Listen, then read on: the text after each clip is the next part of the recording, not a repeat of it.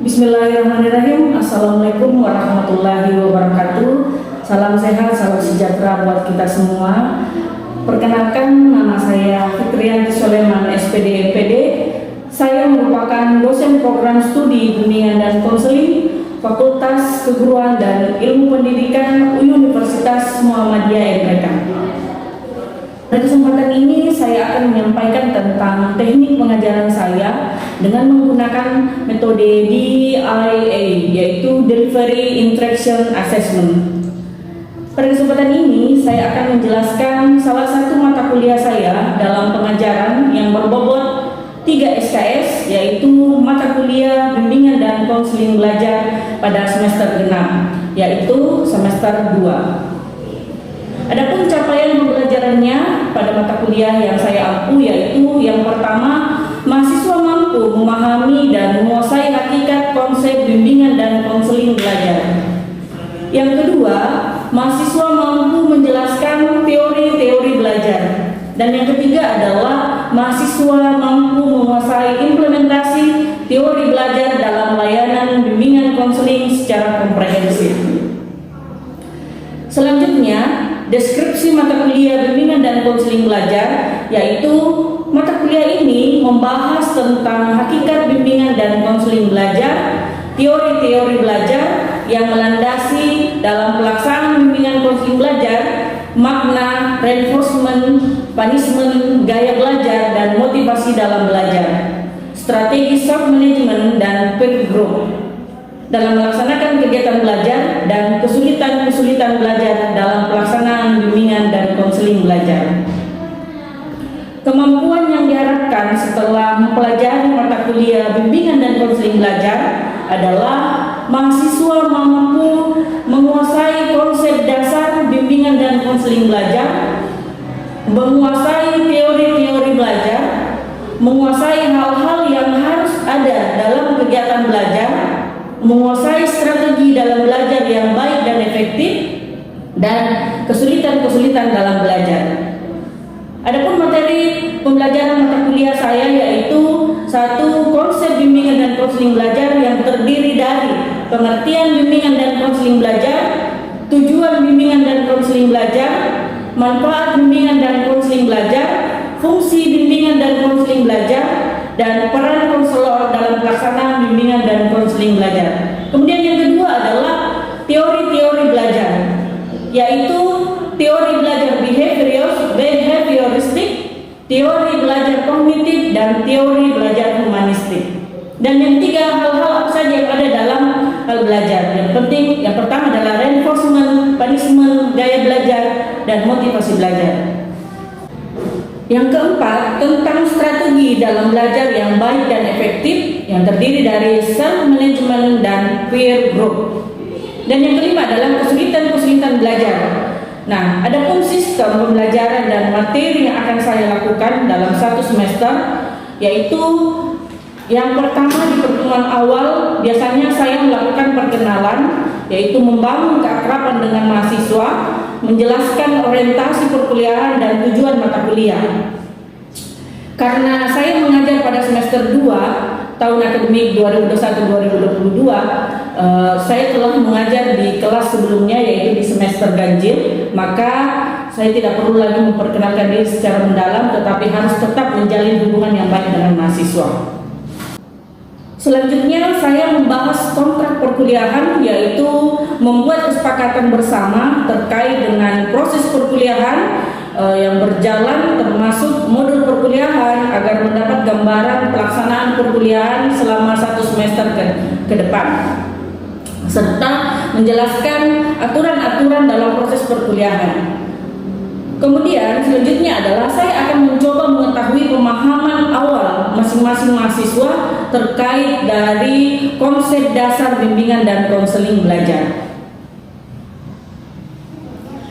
Kemudian pada pertemuan kedua dan yang ketiga, pembahasan terkait konsep dasar bimbingan dan konseling belajar, di mana subcapaiannya adalah mahasiswa mampu memahami dan menjelaskan konsep dasar bimbingan dan konseling belajar.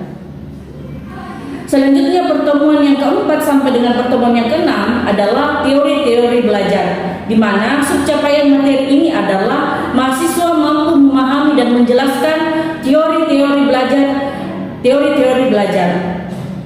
Pada pertemuan keempat membahas tentang teori belajar behavior, dan pertemuan yang kelima membahas tentang teori belajar kognitif, dan pertemuan keenam membahas tentang teori belajar humanistik. Pada pertemuan yang ketujuh materinya adalah reinforcement. Subcapaian materi ini adalah mahasiswa mampu memahami, mengerti, dan menjelaskan hal-hal yang harus ada dalam kegiatan belajar. Pertemuan ke-8 melakukan ujian tengah semester. Nah, untuk materi pada pertemuan yang ke-9 yaitu punishment, subcapaian materi ini adalah mahasiswa mampu memahami, mengerti, dan menjelaskan hal-hal yang harus ada dalam kegiatan belajar. Kemudian untuk materi pada pertemuan yang ke-10 yaitu gaya belajar. Subcapaian materi ini adalah mahasiswa mampu memahami, mengerti, dan menjelaskan hal-hal yang harus ada dalam kegiatan belajar. Pada materi pertemuan yang ke-11 yaitu motivasi belajar. Subcapaian materi ini adalah mahasiswa mampu memahami, mengerti, dan memahami hal-hal yang harus ada dalam kegiatan belajar. Dan yang untuk pertemuan ke-12 dan pertemuan ke-13 materinya yaitu self management dan peer group. Adapun subcapaian materi ini adalah mahasiswa mampu memahami dan mengerti dan mampu menjelaskan apa itu kesulitan belajar. Pertemuan 14 dan 15 materinya yaitu kesulitan-kesulitan dalam belajar.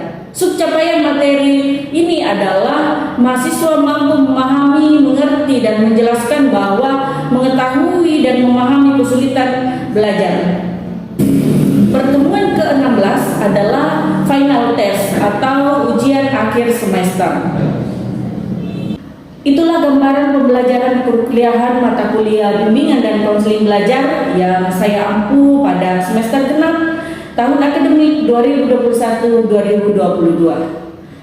Adapun rujukan pembelajaran sebagai bentuk strategi delivery proses penyampaian materi ke mahasiswa dengan menggunakan beberapa strategi, yaitu textbook diantaranya Dr. Thohirin MPD, bimbingan dan konseling di sekolah dan madrasah. Yang kedua adalah Muhammad Nur Salim, pengembangan profesi bimbingan dan konseling. Yang ketiga, Prayitno dan Erman Amti, dasar-dasar bimbingan dan konseling. Dan yang keempat adalah Abdul Samad dan Agustan Arifin, bimbingan dan konseling belajar. Biasanya di awal pertemuan dilakukan review pembelajaran yang mana fungsinya untuk mengingat kembali materi-materi pembelajaran sebelumnya dan akan disambungkan materi-materi yang akan datang.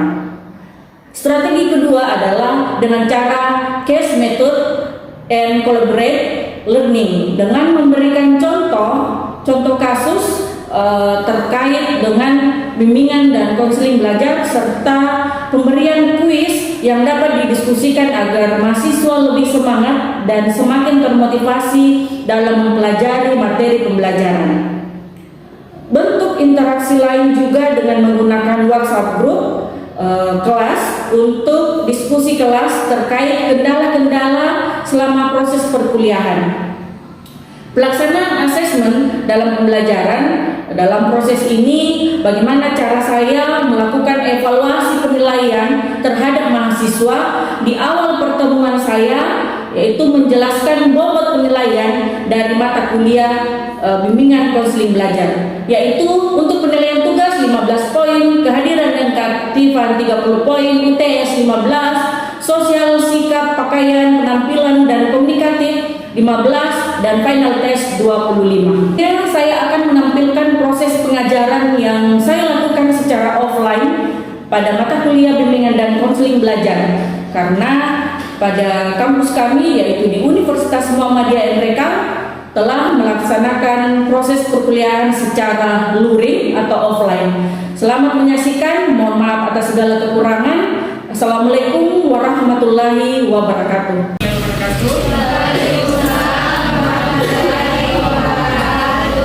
Puji syukur kita panjatkan atas kehadiran Allah Subhanahu wa taala. Hari ini kita masih ketemu lagi di kelas. Kita pertemuan yang kedua, alhamdulillah. Dan mata kuliah kita hari ini yaitu bimbingan konseling belajar.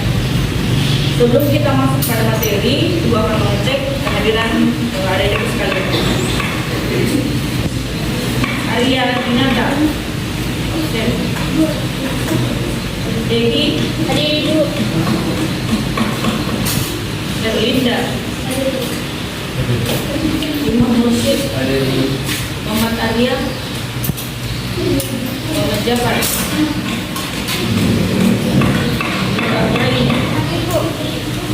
Nurhadika. Kita refresh kembali tentang bimbingan dan konseling.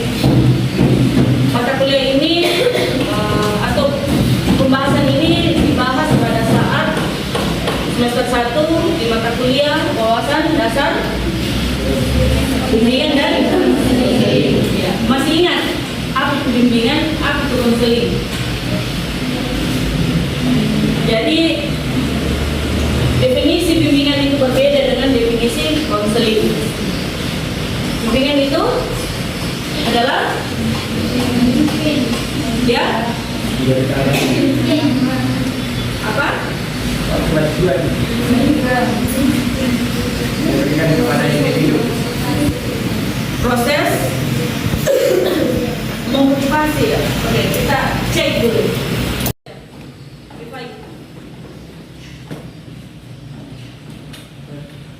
Pengertian bimbingan yaitu bantuan yang diberikan kepada individu dalam forum peserta didik agar dengan potensi yang dimiliki mampu mengembangkan diri secara optimal dengan jalan memahami diri, memahami lingkungan, mengatasi hambatan guna untuk menentukan rencana depan yang lebih baik, masa depan yang lebih baik.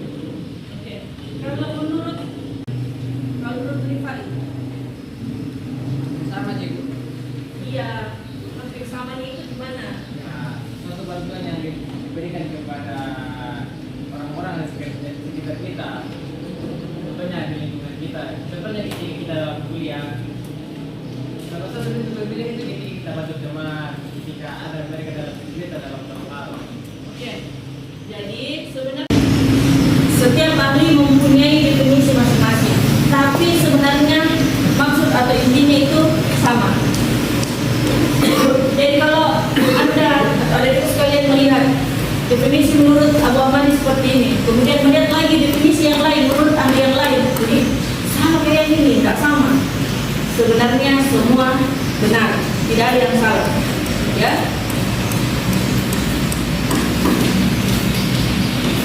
Seperti yang diutarakan oleh Praitno dan Amri. Kalau bukunya Praitno sekarang ada yang edisi terbaru 2018.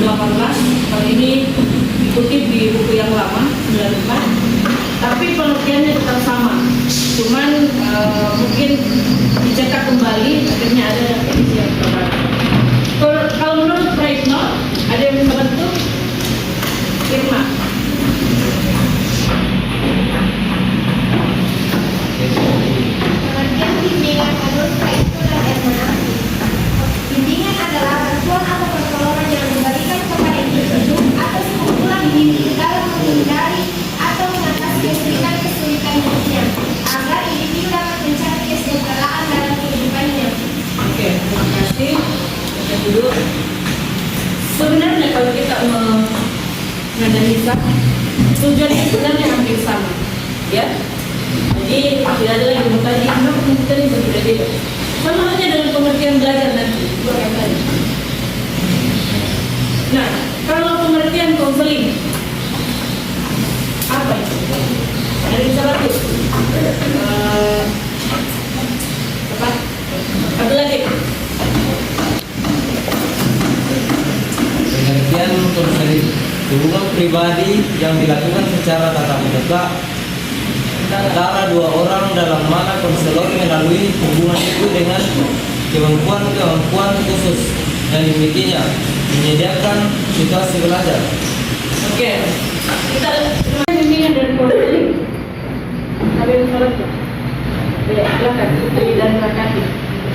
Pengertian bimbingan dan konseling berdasarkan kebutuhan individu dan mahasiswa pada konseling atau konseling mampu menyelesaikan masalah yang dihadapi dan juga mampu mengembangkan diri yang lebih. Ya. Semoga hal yang didapat pada saat semester 1 bisa muncul kembali karena di refresh. Jadi bukan hanya laptop yang mau di refresh, bukan hanya HP yang perlu di refresh, otak juga. Kita sudah membahas atau merefresh kembali apa yang Anda pahami tentang bimbingan, konseling, dan bimbingan dan konseling, gitu ya. Nah, karena mata kuliah kita adalah bimbingan konseling belajar, berarti yang harus kita bahas lebih menjurus ke bimbingan konseling belajar. Kita bahas dulu tentang belajar. Apa yang ada kalian pahami di luar dari definisi menurut Anda? Apa yang kalian pahami tentang belajar? Belajar itu ya, itu kita dengar dari tidak tahu menjadi tahu. Apalagi sebuah proses. Oke, apalagi ya, dari tidak terampil menjadi terampil, dari tidak paham menjadi paham. Ya. Intinya adalah dari tidak tahu menjadi tahu. Nah, kalau menurut ahli, ada yang bisa bantu? Apa? Ya, silakan Dewi Nanda. Pengertian belajar. Belajar menurut pengertian secara psikologi. Belajar merupakan suatu proses pembelajaran yang dikembangkan perilaku sebagai hasil dari interaksi dengan lingkungannya dalam memenuhi kebutuhan hidupnya. Ya. Mungkin di pertemuan yang lalu ini pernah memberikan suatu informasi, ini tidak ada kaitannya dengan pembelajaran, tapi ini memudahkan penyebutan kata psikologi. Boleh P-nya tidak disebut, jadi psikologi. Ya. Psikiater, P-nya tidak disebut psikiater, psikolog. Begitu ya, untuk memudahkan kita mengucapkan. Oke.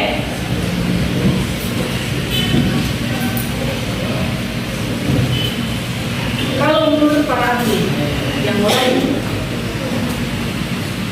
ada yang bisa? Juni, silakan Juni. Yang belajar terus dalam seperti belajar merupakan proses perbuatan yang dilakukan dengan sengaja, kemudian menimbulkan perubahan yang menjadikannya berbeda dari perubahan tersebut. Oke, terima kasih. Ya, jadi belajar itu akan menunjukkan bahwa hasilnya itu ada kalau terjadi perubahan. Misalnya, kalian pada saat belum tahu bawa kendaraan, kan pasti kalian belajar untuk bisa terampil. Nah, bukti kalau Anda sudah belajar, buktinya adalah kalian bisa membawa kendaraan tersebut. Kalau masalah belajar pun demikian.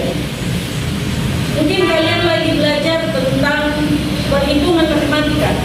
Setelah kalian memahami maksud dari perhitungan, pada saat kalian diberikan soal atau pertanyaan terkait dengan perhitungan, penambahan, pengurangan atau pembagian, maka kalian akan bisa menjawab soal tersebut dengan baik.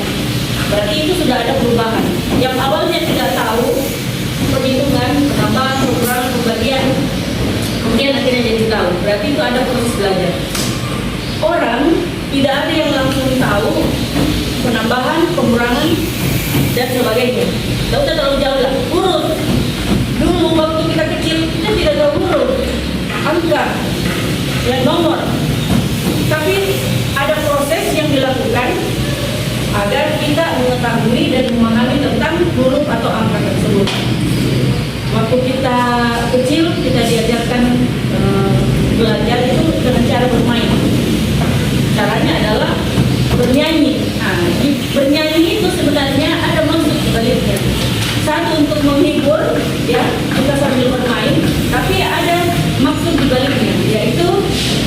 pemahaman atau pengenalan huruf pada saat kita masih di PAUD. Ada lagu kan? 1, 2, 3, 4, 5, 6, 7, 8. Nah itu kita menyanyi. Tapi secara tidak langsung kita diperkenalkan bahwa ada itu nomor 1, nomor 2 sampai ke sekian. Tapi di lagunya tidak mungkin lah sampai 100 ya. Jadi disetting supaya lebih mengasihkan lagunya, lebih mudah dipahami oleh siswa atau ada didik ya kalau di PAUD. Begitupun dengan huruf. Ada lagunya. Ada yang masih ingat? Ya. A, B, C, D, atau E, F, G. Ayo. A, I, C, K, L, M, N, O, P, Q, R, S, T, U, V, W, X, Y, Z. Ya.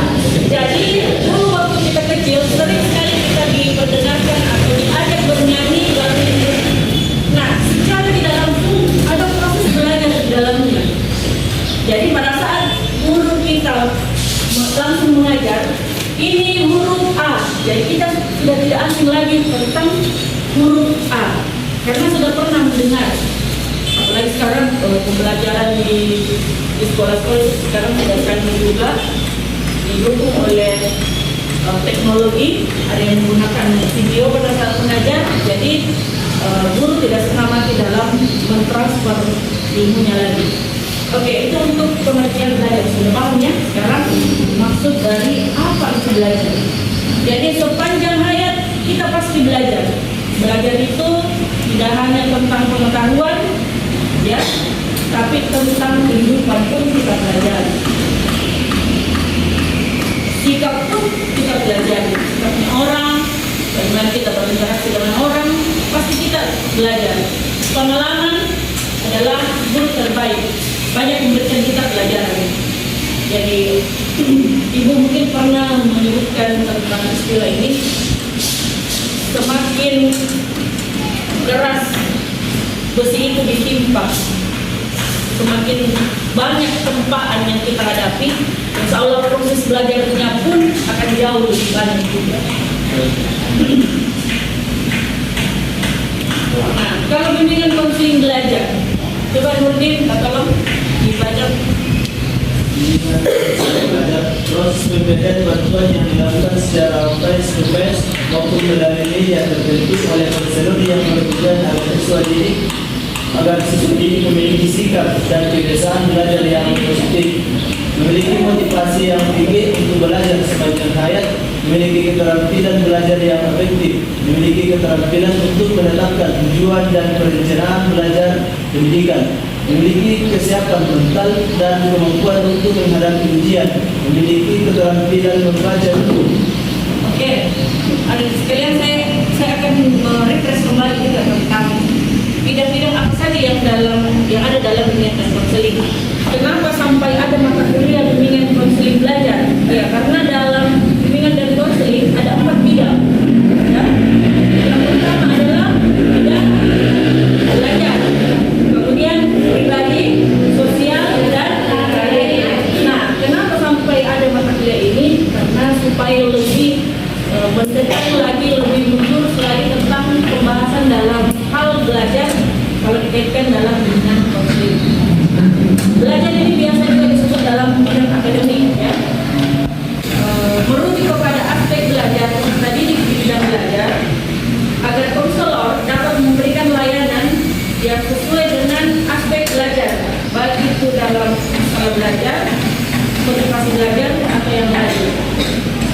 Dalam dunia pendidikan di sekolah menengah pertama banyak anak yang mengalami masalah belajar. Jadi mereka ini banyak membutuhkan bimbingan belajar. Dulu pada saat ibu menyusun tesis, ibu mengangkat tentang bimbingan belajar, dikaitkan dengan motivasi belajar. Karena ibu melihat fenomena yang ada, banyak sekali anak-anak yang kurang mempunyai motivasi dalam belajar, sangat kurang. Apalagi sekarang, mungkin karena dampak corona, mungkin kemarin selama 2 tahun proses kebiasaan yang baru, mulai dari WFH, apa ya, Pak?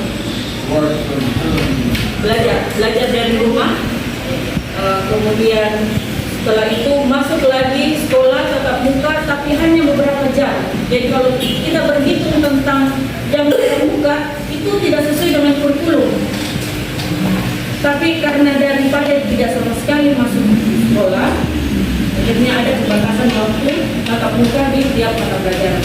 Nah, hal itu juga yang memicu motivasi anak-anak ini semakin berkurang. Jadi guru bimbingan atau guru BK yang ada di sekolah itu tambah kerja keras. Tambah kerja keras karena banyak siswa yang mengalami masalah belajar. Jadi sebelum tambah parah, ya diberikan bimbingan, ya. Atau masalahnya belum parah, bimbingan masih bisa.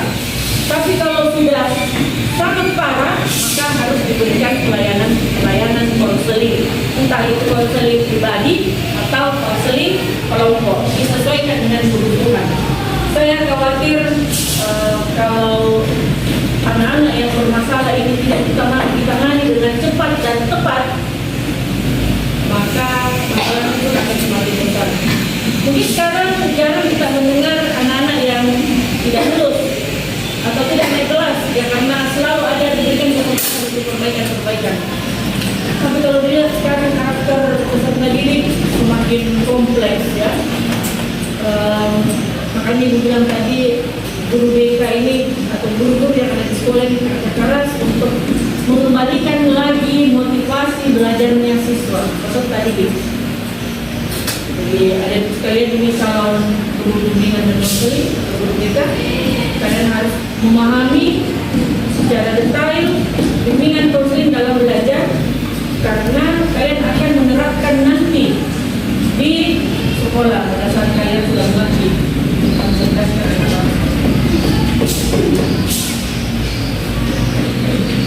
Oke, pertemuan kita kali ini saya rasa sudah masuk waktunya untuk kita akhiri.